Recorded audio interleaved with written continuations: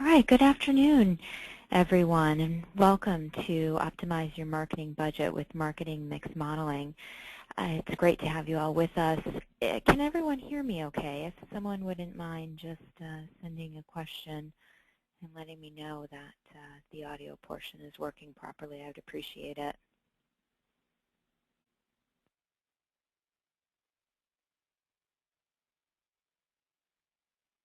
Okay, fantastic. Looks like we are on the air. Well, again, welcome. My name is Lori Blandford. I'm the Marketing Manager for Dun Solution Group, and I'll serve as the moderator for our webinar today. Our presenter is Ken Krausik, Senior Manager of Predictive Analytics, also for Dun Solutions Group. He's a longtime customer analytics professional with exceptional experience in marketing mix modeling. Before we begin, I just would like to make sure that everyone understands how to submit a question, and we'll be addressing the questions at the end of the presentation during the Q&A segment. So if you take a look at the bottom right-hand portion of your screen, that's where you're able to type it in and submit it. All right, let's move on to our agenda. We'll begin by briefly sharing a bit about Dun Solutions Group and our predictive analytics practice, going into a predictive analytics overview. We'll then discuss marketing mix modeling in business, learn about marketing mix modeling methods, understand the carryover effect of advertising response, explore the effects of advertising saturation, describe quantitative model development. We'll share an example, and then we'll finish up with a Q&A. All right, Dun Solutions Group. We were founded 22 years ago, and we are a full-service information technology consulting firm. We design, develop, and deliver a wide range of solutions using a variety of advanced tools, and we deliver those solutions worldwide with offices in Chicago, Minneapolis, Raleigh, Fort Lauderdale, and Bangalore, India. Our practice falls into three areas. Application development solutions, which include custom application development, e-commerce, portals, and web design. Business intelligence solutions, which include end-to-end BI solutions, dashboards, reporting and analytics, and other advanced BI capabilities, and of course, predictive analytics. And our package solutions, which include software services offerings for specific vertical markets or unique needs. In addition, we offer training solutions, which span those three practice areas, and those include classroom, on-site, and custom training. Our clients feature some of the biggest names in American business. They include many mid-market companies as well as a large number of government and government agencies. Some of these customers include PepsiCo, Abbott, Bank of America, Kaiser Permanente, Allstate, City of Chicago, Progress Energy, and others. And to offer our clients the most advanced solutions possible, we maintain close partnerships with industry-leading technology companies, including SAP Business Objects, Microsoft, IBM, and others. All right, well, now we'll move on to what you joined us for, our Predictive Analytics webinar presentation. And at this point, I'm going to hand it over to Ken Krausik. Thank you.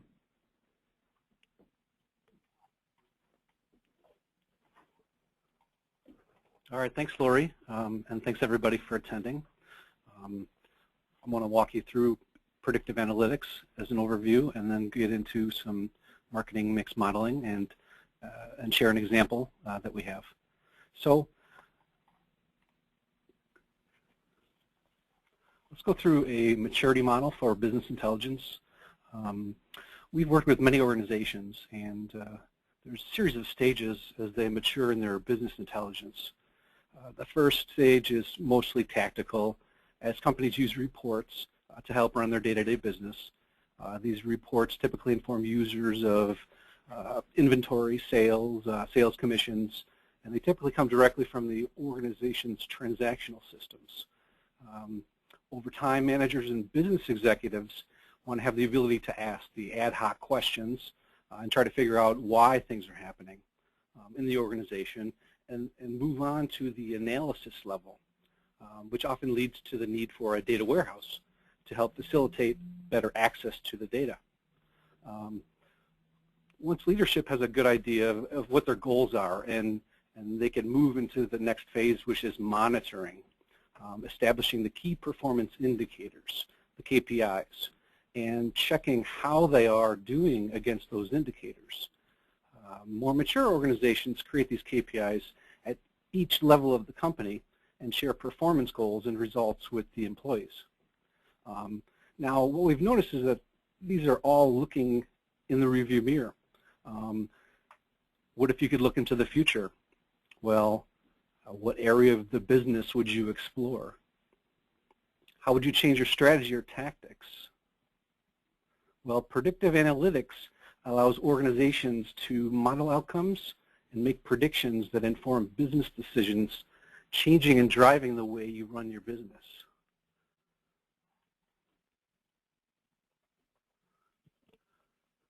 Also working with many companies, we noticed that they may be making decisions on gut feel alone, when in reality, they may be based on ideas and metrics that are no longer true. Sometimes it's not evident what those factors are that influence the business outcome.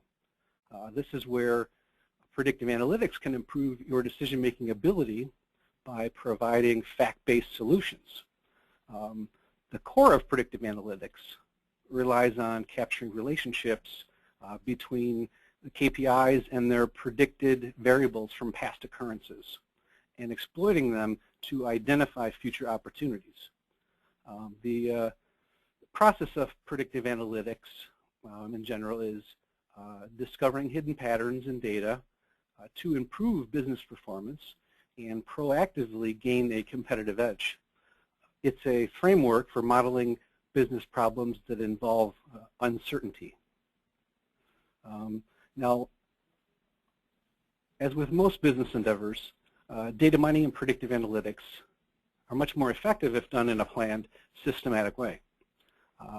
Even with cutting-edge data mining and modeling tools, the majority of the work requires a knowledgeable business analyst to keep the process on track. So our approach to project management follows a model called cross-industry standard process for data mining. It's a structured approach to data mining and predictive analytics that can help ensure the project's success. As a methodology, it includes typical phases of a project, the tasks involved, and each phase. As a process model, it provides an overview of the data mining and predictive analytics lifecycle.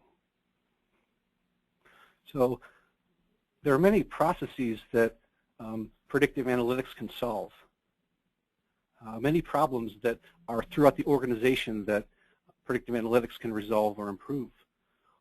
All the problems can't be solved by applying one modeling solution. That's why predictive analytics can often leverage several different modeling techniques. They vary from predictive modeling, descriptive modeling, and some decision modeling. So today's webinar, we'll be focused on using predictive analytics to explore marketing mix modeling, its value, and how it can help deliver an optimal budget allocation and improve profit. So let's move into marketing mix modeling in the business.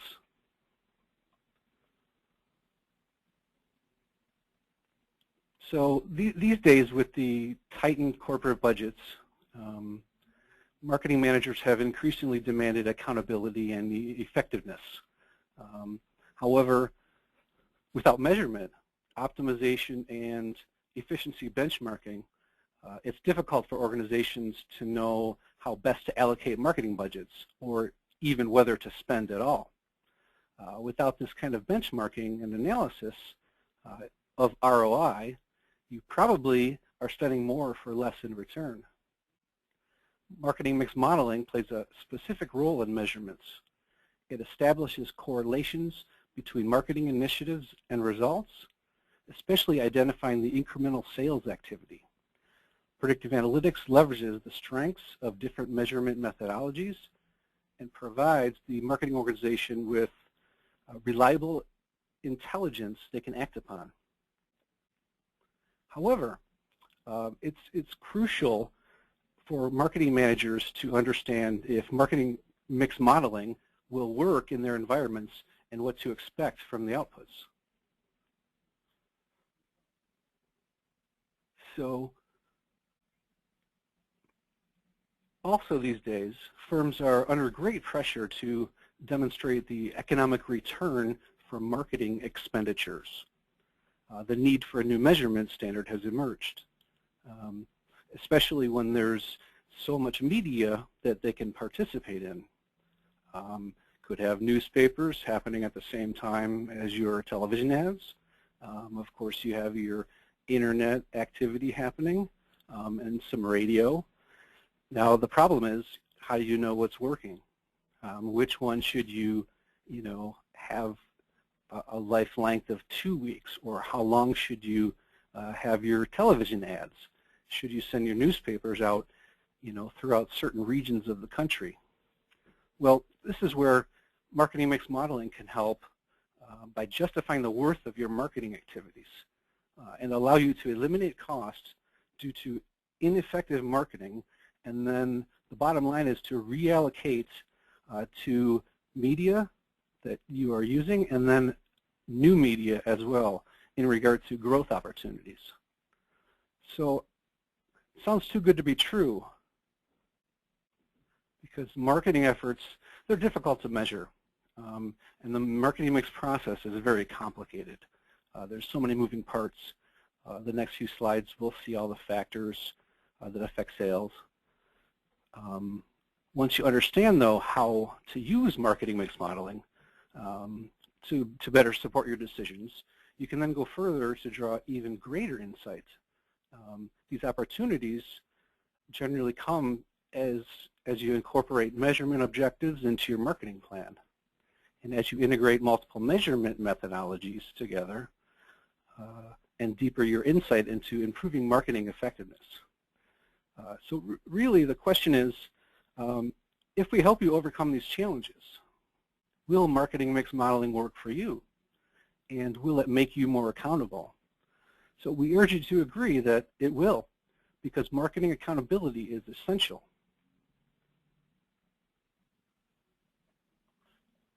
With a better understanding of the capability and limitations of marketing mix modeling, marketers can understand the common mistakes made in their use. To avoid these mistakes and missed opportunities, it's essential to complement the results from modeling and data and perspectives that drive greater insight. It's paramount to use marketing mix modeling as one tool from a greater toolkit and not limit understanding of market performance. It's crucial to remember that pushing marketing mix modeling further with real and current market data, as well as historical data, helps build the credibility within the company and the management. Creates more actionable and supported strategic planning. So along with the complexity of the marketing mix modeling is the different types of challenges that the analysts come across. Marketing mix modeling can be difficult because many organizations do not have all the people, the software, the processes in place to develop these complex models. The data is throughout the organization in different spreadsheets and different computers that can't connect together. So partnering with an expert can make the process more efficient and cost-effective. Modeling of marketing effectiveness is dependent on good historical data capturing. At a minimum, your marketing activities and sales performance. The quality of the data and the level of detail drive the accuracy of the modeling. There's significant difference in having data on a weekly basis or on a monthly basis. For marketing mix modeling to be useful, your data must reflect marketing measures that align with your marketing objectives.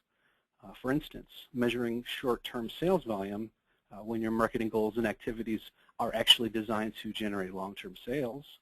Maybe modeling results are irrelevant. It really matters on how the models are built and the assumptions that go into the models. The modeling of marketing effectiveness will only work if a company has a good idea of the data to work with. Data quality and data detail directly affect the accuracy of your modeling endeavors.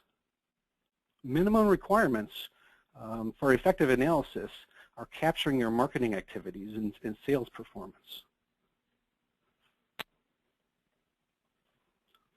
So those are some of the reasons why the marketing mix modeling process should include business intelligence experts that specialize in data modeling and predictive analytics.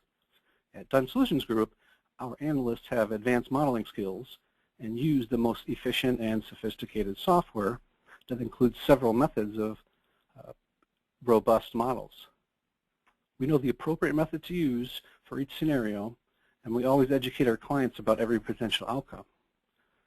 We do the heavy statistical lifting as well as providing the hands-on training. So ask yourself, are the resources to complete the data modeling and predictive analytics today? Using more sophisticated methodologies is crucial, especially if there's work required to clean up and consolidate the data prior to developing the models. So with marketing mix modeling, there are various moving parts that affect your accountability. The more data that we isolate, the more accurate the results will be.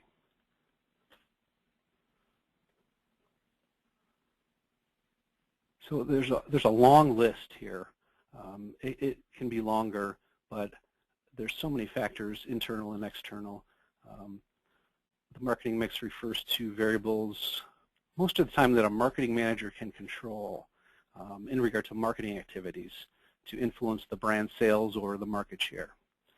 As you probably know, there are many to keep your decision-making process going and to tend to ignore some of those effects. There's so many to miss possibly or to overlook, but this is where predictive analytics can help by analyzing all the parameters simultaneously and identifying the most significant that positively impact your marketing activities. Higher quality marketing mix models will also capture the combined impact of multiple channels. So we'll look at television versus radio that occur at the same time, and possibly what is we call it the interaction effect of the two. So the multiple channels working together, offering probably better results than the marketing channels working independently. This is important since we expect the most effective marketing programs to leverage the strengths of multiple marketing channels and not just one top performing channel. Modeling that includes more diverse and relative data points will provide greater insight, while a lack of analysis on external influences could leave gaps that distort the results. External data is difficult to obtain as well, but it is crucial. It does affect the modeling, and it's something that we, the analysts, always try and get into the models. It's really the reason why we work with your organization prior to the analysis to build a centralized marketing data store. The bottom line is to capture all of the data for the analysis, to capture the same data that everybody can see, or the one version of the truth, to allow users from all areas of the business to access. So we'd work with you. It's a crucial step in the process that will improve the accuracy of the modeling and you know, the reporting that you do within your organization. You put your budget metrics into the data store once the budget is agreed upon. This allows you to easily access the prior budgets and use them to optimize the future models. And the key to accurate modeling is having accurate input data. And the answer to having accurate input data is a business intelligence implementation. So now that we have an understanding of the data complexities, let's see how the marketing mix modeling works.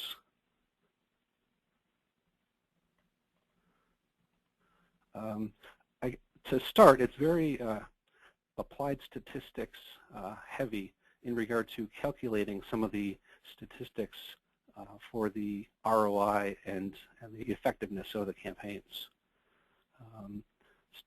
the statistical methods are applied to measure the impact of these media investments, promotional activities, and price tactics on the sales and brand awareness. And the results are used to implement a marketing strategy by measuring the sales broken into base sales and incremental sales. This is a really big, huge part of the project because you're trying to understand what is the impact of a television ad. Let's say you had the television ad, what would have happened if you didn't? So we want to understand what is the effect of the television ad on that specific market during that specific time. And we'll get into an example where the modeling is what is driving that incremental gain. So the base sales are driven by economic factors like pricing, long-term trends, definitely seasonality, and also just some brand qualitative factors like awareness and loyalty. Now the incremental sales, this is where the marketing activities comes into play. The incremental sales is a component of the total sales driven by the marketing and promotional activities. This component can be further decomposed into sales due to each marketing component like television, radio, advertising, print advertising, coupons, direct mail, and temporary price reductions. And the marketing ROI, or the ROMI in this case, uses the incremental sales times the profit margin, and then it relates it to the total marketing spend or the investment. So it looks at the incremental gain versus how much you invested. And these learnings are adopted to adjust marketing tactics and strategies, to optimize the marketing plan, and also to forecast sales. Well, we can simulate various scenarios by tweaking the model statistics to look at different scenarios for the future in regard to different number of television ads during different time periods, and possibly if region is in there, we can look at different areas of the country. So after the process, what is the outcome of marketing mix modeling? Well, the mix consists of different levels, different areas that can be utilized to drive incremental revenue growth. Marketing efficiency implies that fewer dollars need to be spent on marketing to generate the same results. So when your budgets are limited, efficiency is slightly more important than effectiveness. So in particular, allocation of total marketing budget across the marketing mix produces a certain level of return, but increasing the efficiency would require maybe the same return to be generated by a smaller budget by realigning allocation across tactics. The example we have actually keeps the same budget from year over year, but we reallocate the investment to different media, and based upon the modeling, we receive a higher return in the following year. There's also a contribution sales to volume. It's a relative metric of the different components. For instance, TV contributed 40% to overall sales, radio to 30%, and print to 30%. So it's relative just to look at a simple statistic. Now, the marketing effectiveness, it's a crucial component of profitability that ultimately drives shareholder value. Ineffective marketing is a drag on shareholder value because every dollar spent on marketing is generating less revenue that could or should happen. So effective marketing, on the other hand, maximizes profitability of marketing expenditures more in the short term than the long. But ultimately, identifying the return on marketing investment, or the ROMI, is the target for why you should implement marketing mix modeling.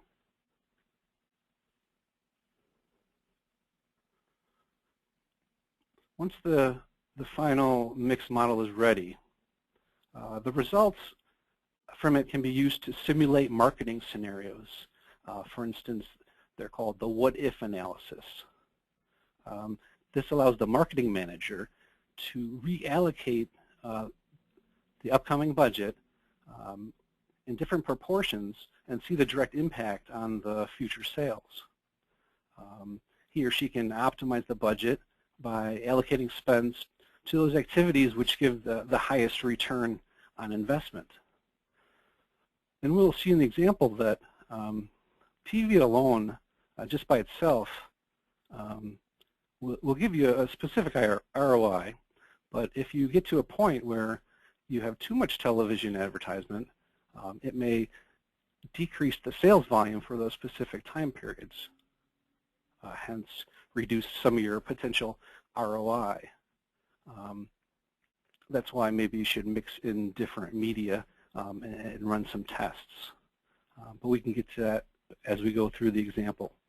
What we have is that the typical outcome of the model is designed to help you answer the questions about the success of your efforts and to give you a direction of whether they should be improved or eliminated. As you decide to reallocate your mix, you probably can include new media and create a more multi-channel focused plan. This plan would probably reach more of your target audience and drive incremental sales up.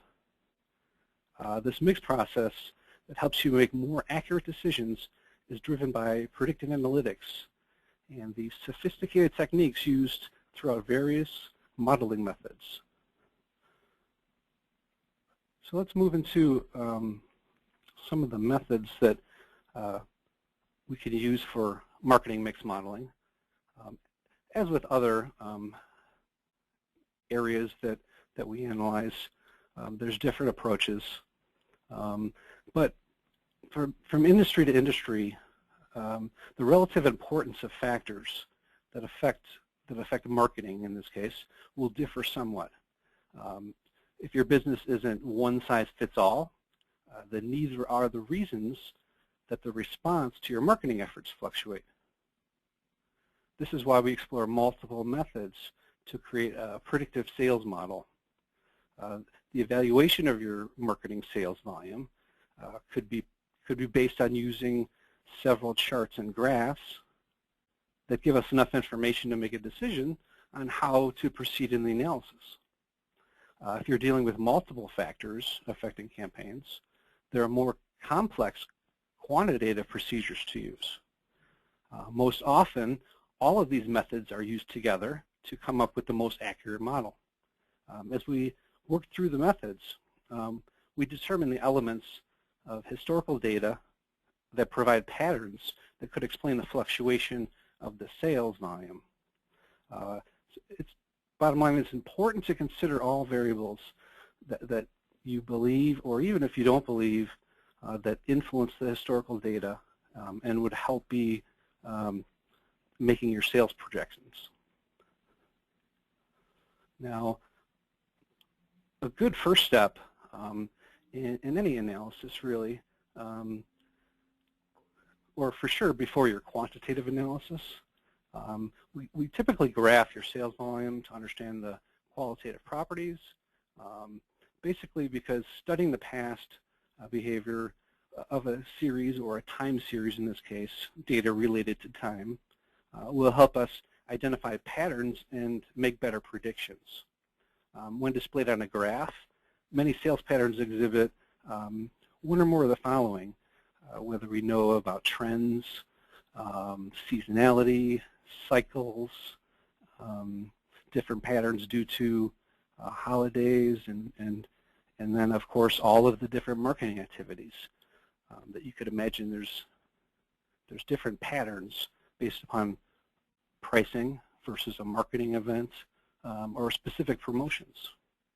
So it's very, very important to remember the previous slide highlighting the key drivers of the marketing mix. The goal of using multiple methods is to identify the most significant components that impact the marketing sales so that we could build a model that affects the most accurate prediction of the future. So there's some graphs, and this is a cyclical pattern where consistent variations in the data, there's really not due to any specific time period. It just occurs. It's referred to as a non-seasonal cycle. It's repetitive, possibly unpredictable, which is just a pattern in the series values. Non-seasonal cyclical patterns are difficult just to grasp and to model, and generally increase uncertainty in forecasting. Well, generally speaking, we need to apply many different approaches and models to identify the model that best fits the pattern. Examples would be maybe the cost of gasoline or gallons each week that you fill up your car. Even if you fill up regularly, maybe Saturday or Sunday or Monday each week, the cost on the gallons would fluctuate each week as you go throughout the year. Definitely there are seasonal patterns. Most products occur that. Similar to cyclical, except there is a pattern. It's repetitive, predictable, and it's tied to intervals in your series. So monthly data typically cycles over quarters and years. So a monthly series might show a significant quarterly cycle with a low in the first quarter, or a yearly cycle with a peak every December. A straightforward example of seasonality would be let's say the weather, where the temperature is high during the summer and low in the winter, and it's very consistent. I did get a chance to study the weather in regard to estimating just some electricity production, and it's similar to this pattern as you see on the screen, though the peaks go up and down, where the temperatures in the summertime are high and the winter's low. It just consistently happens pretty much every year. Now, it's a little more complex than the first two. It's a combination. Something to notice is that the magnitude of the seasonal pattern is consistent throughout time. So the little humps stay about the same height, but then there's a general increase.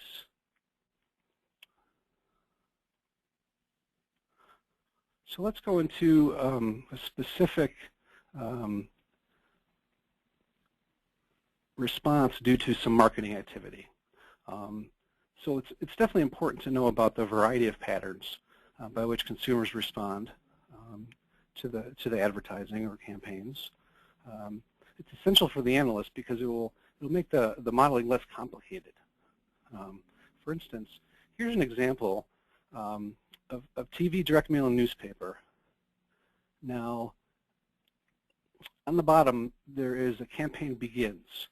So let's say that's when the newspaper, the freestanding insert, or the Sunday circular gets dropped, just like with the direct mail, or that's when the TV ad happens. So these are just three of many patterns that display an effect on the marketing activities. This one is called the carryover effect in regard to for the television ad. Sales may peak that day or that week, or it'll keep on going up to a certain point. And then there's a point at the top where it's more like a saturation point where your sales are declining because your ad is wearing off. So like direct mail, it can just stay flat and then go straight down. Newspaper, there may be a short-term life on sales, so it just dives right down and it ends. So there are some that are called short-term duration and long-term. Some last a week, some last 6 months. This one is a little complex where it's a TV campaign throughout 6 weeks.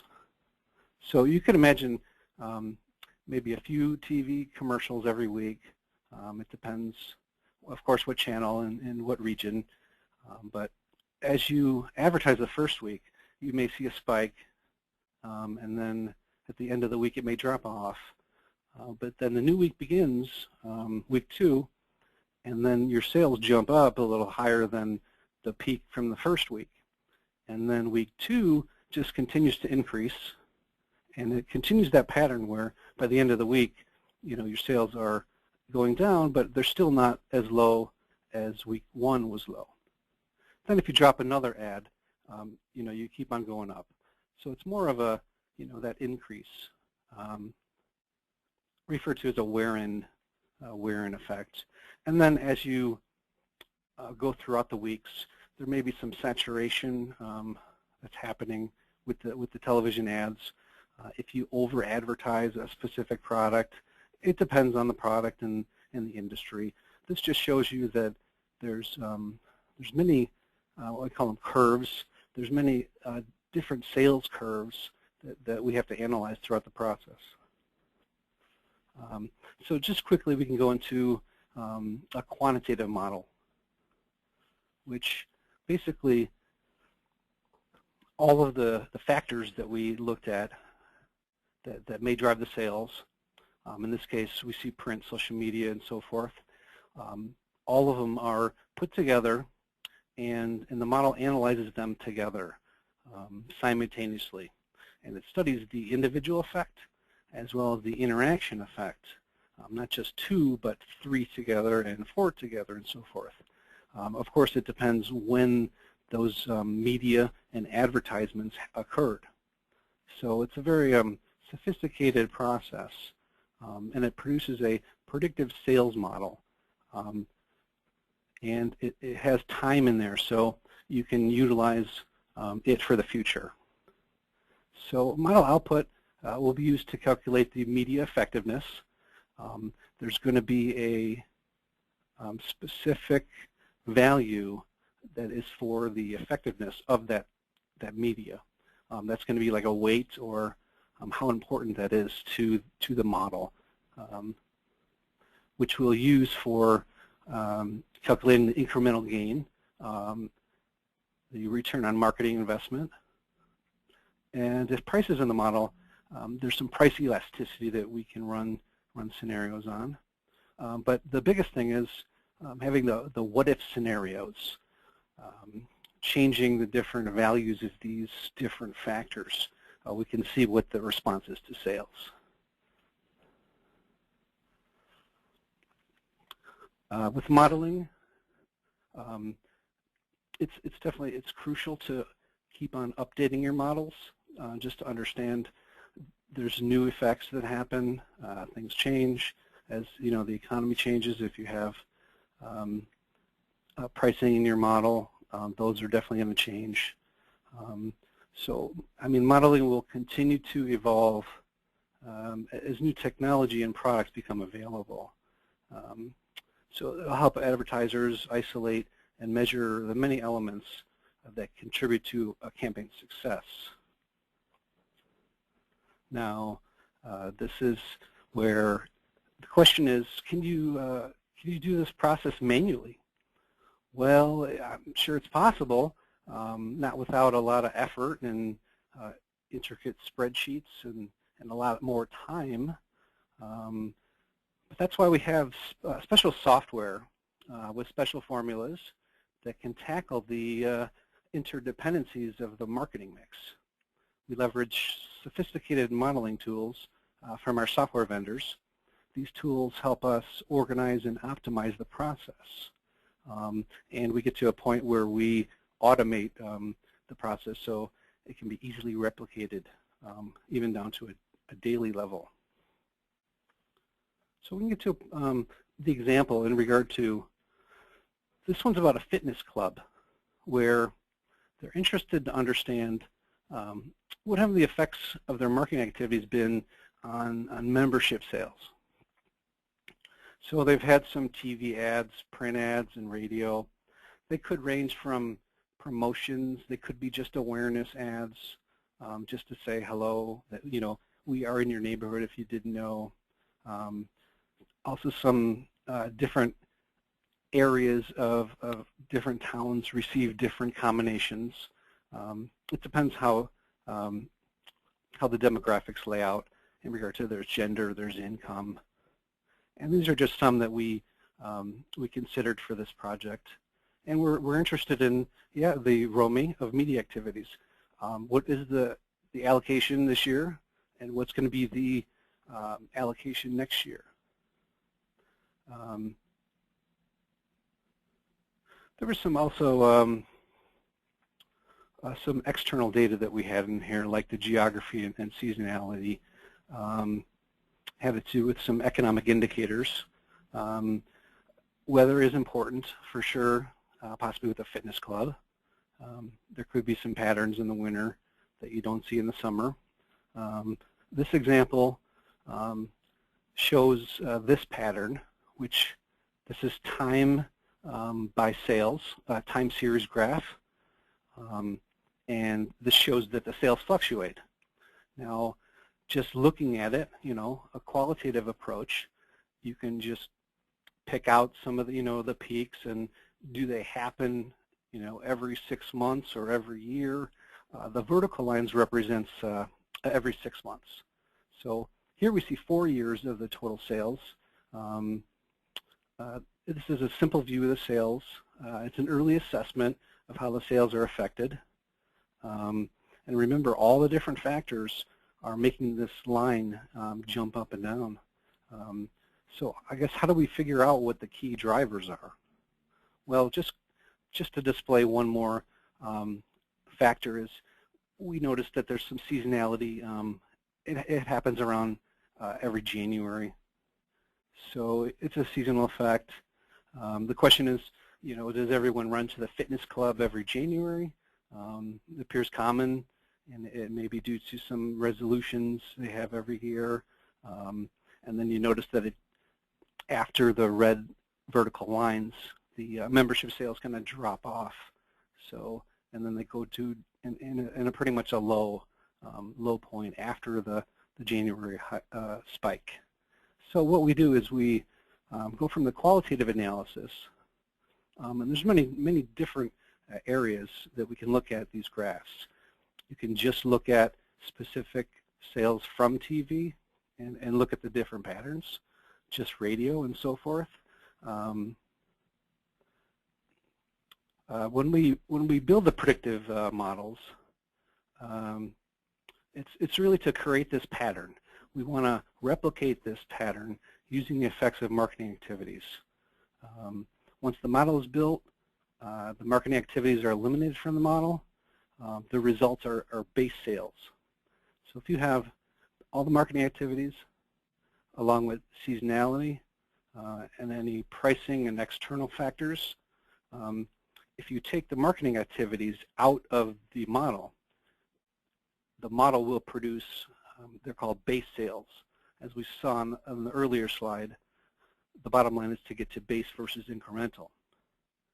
So the model that produces the base sales is going to show a curve that fits this time series, but it's not going to be identical because here it is.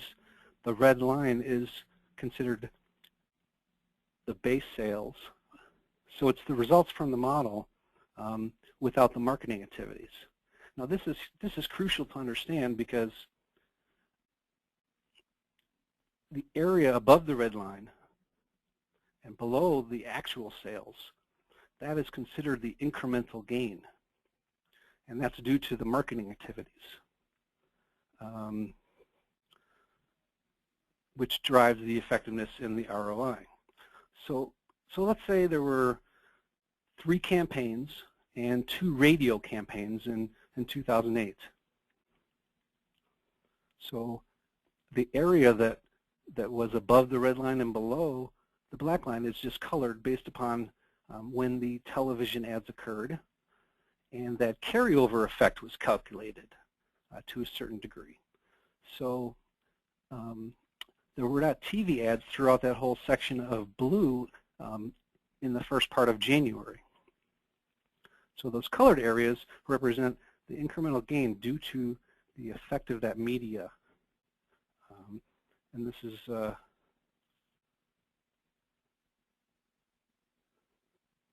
this happens for 2007. Here is what happens throughout the 4 years.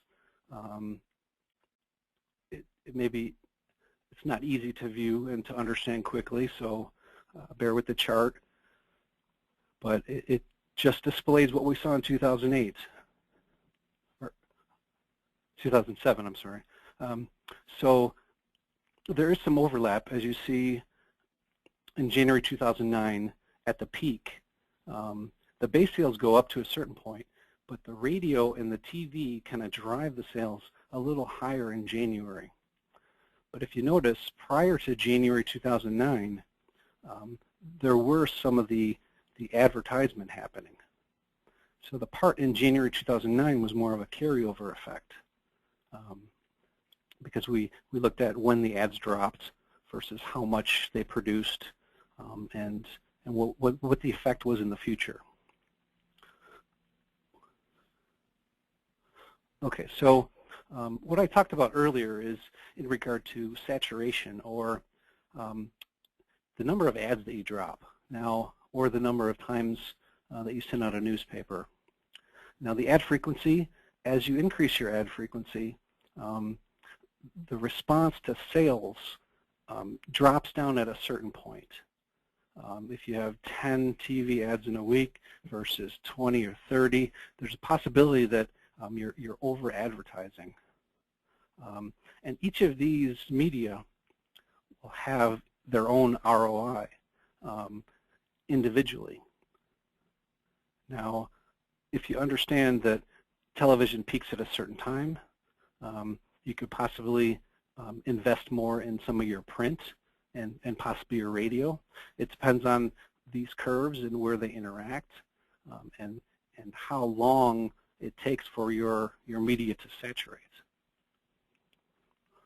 Now, this is a display of some of the results in regard to the fitness club. In 2011, we recommended to increase the television by 8%, the print by 32%, and we significantly reduced the radio because the ROI on the radio was below 1, so every dollar that we were spending, we were losing money on the radio. So we took a lot from radio. We reduced the area that the commercials were being in, and after the reallocation, we increased our sales significantly in regard to the incremental sales as far as the ROI. So in 2011, for every dollar you spend, we expect to obtain $3.60 versus the last 4 years of that specific allocation, receiving $2.18.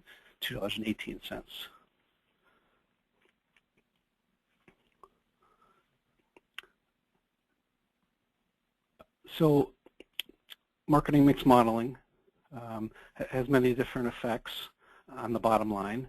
Some examples of ROI, that you convert your marketing activities from possibly ineffective to effective. You're going to be smarter with your promotions, so you'll have smarter, higher promotion response rates. If you properly plan some of your print advertisement, you may have significant reduced costs. If you advertise to the right audience at the right time, you're going to have some customer satisfaction and advocacy, as long as higher retention rates and higher accountability from the marketing perspective throughout your organization.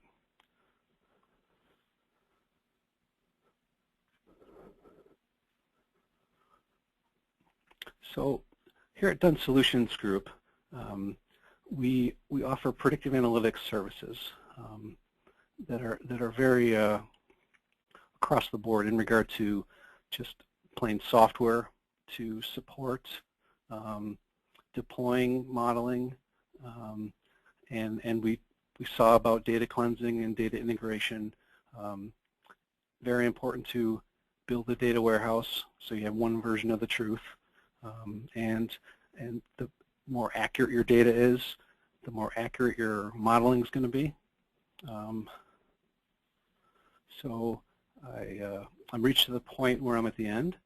We can move into a questions and answers section.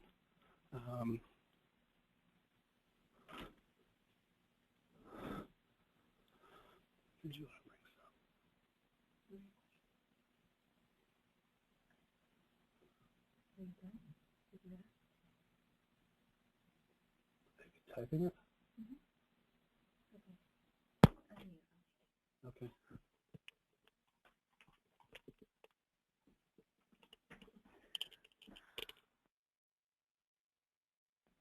All right, thank you very much, Ken. Predictive analytics is a fascinating practice. I've really enjoyed learning about it, and I hope that all of you enjoyed this exploration of marketing mix modeling. At this time, we are welcoming any questions that you may have.